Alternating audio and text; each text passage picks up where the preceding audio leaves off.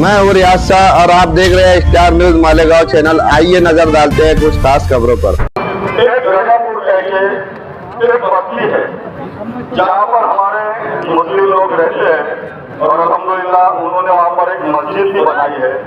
ये तो उस मस्जिद का, उस बस्ती का कतरा बराबर भी ताल्लुक न होते हुए हरामखोरों ने हमारी बस्ती पर हमला किया, हमारी मस्जिद पर हमला किया। उस बात को लेकर मैंने वज़ीर आला से बात की।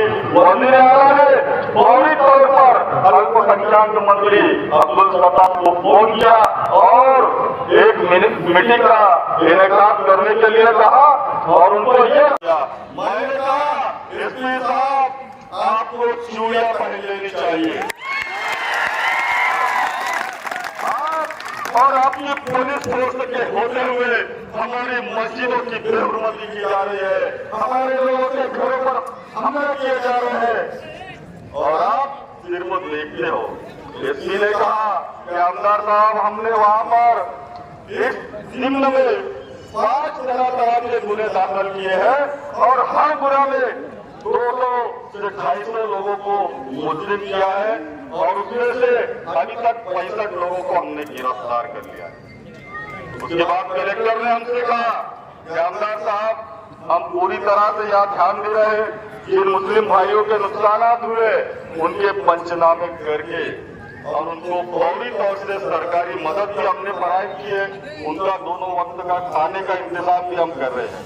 लेकिन इन सब बातों से हम लोग मुतमईन नहीं हुए और हम एक जागरूक कौम है, हम एक जागरूक कौम है और इसलिए हमको ये बताना है कि अगर तुम हमको छेड़ेंगे तो हम तुमको नहीं छोड़ेंगे। ये धुलिया शहर हमने का कहलाना है, शांत शहर है, इसको शांत ही रहने दो। मेरे साथियों, अभी बहुत सारे मुकर्रीन ने आप सब लोगों को बताया कि इस देश में, इस देश की आजादी के लिए हमारे खाबा और अजदाद ने किस तरह से कुर्बानियां दी है, हमारे उलमाए कराम ने हमारे सरों की कुर्बानियां इस देश को आजाद करने के लिए दी है। उसके बावजूद हमारे सवाल हाजी साहब ने बताया कि कोई बेवकूफ कहता है कि मुसलमानों ने हिंदुस्तान छोड़कर चले जाना चाहिए। अरे किसी पागल के कहने पर किस तरह छोड़ दे हम? किराए से लिया हुआ मकान थोड़ी है, सभी का खून है शामिल यहाँ की मिट्टी में, किसी के पास का ही।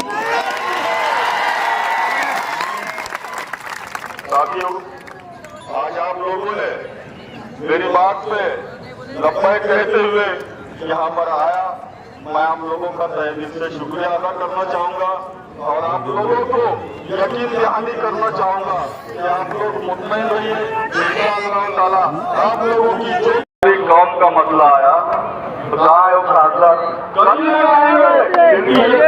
पॉलिसी हम अच्छी तरह से जानते हैं, लेकिन अल्लाह का शुक्र है साथियों, आप सब लोगों की मदद से अल्लाह पाक ने आपके आमदार को वो ताकत बख्शी है कि इंशाअल्लाह ताला आप लोगों की आवाज सिर्फ महाराष्ट्र नहीं बल्कि पूरे हिंदुस्तान में पहुंचाने की।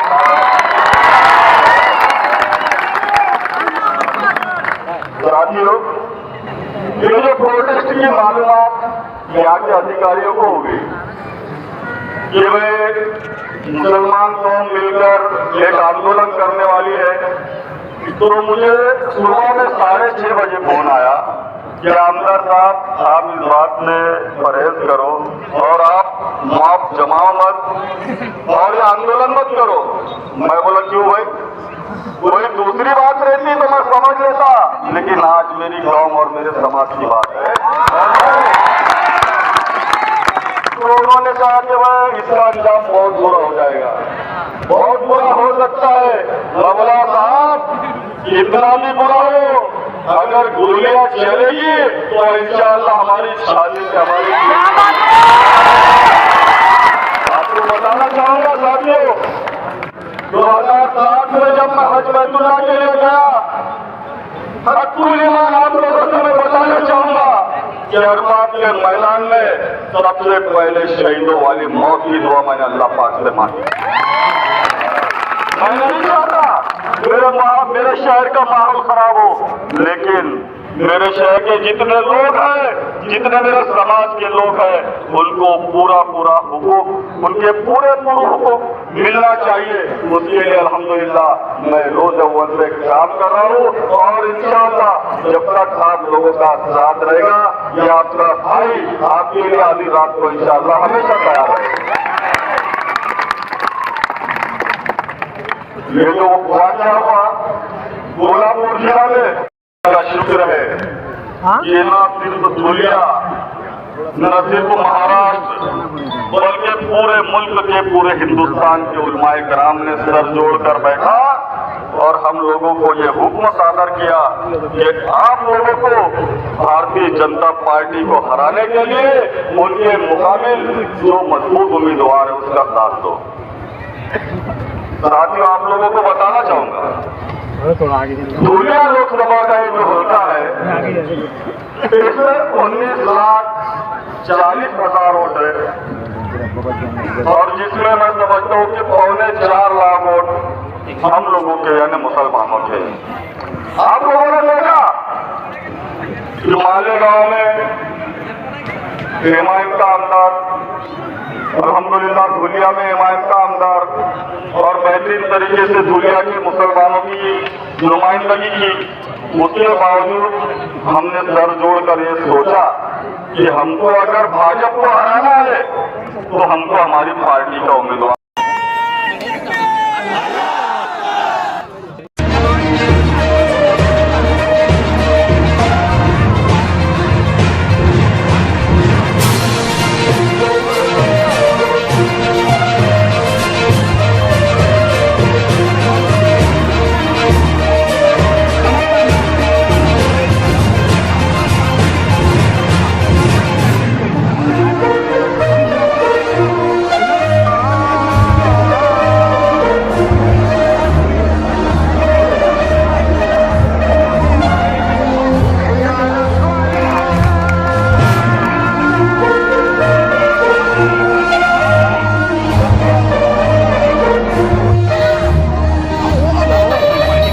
इस वीडियो को लाइक करें, हमारे चैनल को सब्सक्राइब कर बेल आइकन जरूर प्रेस करें। हम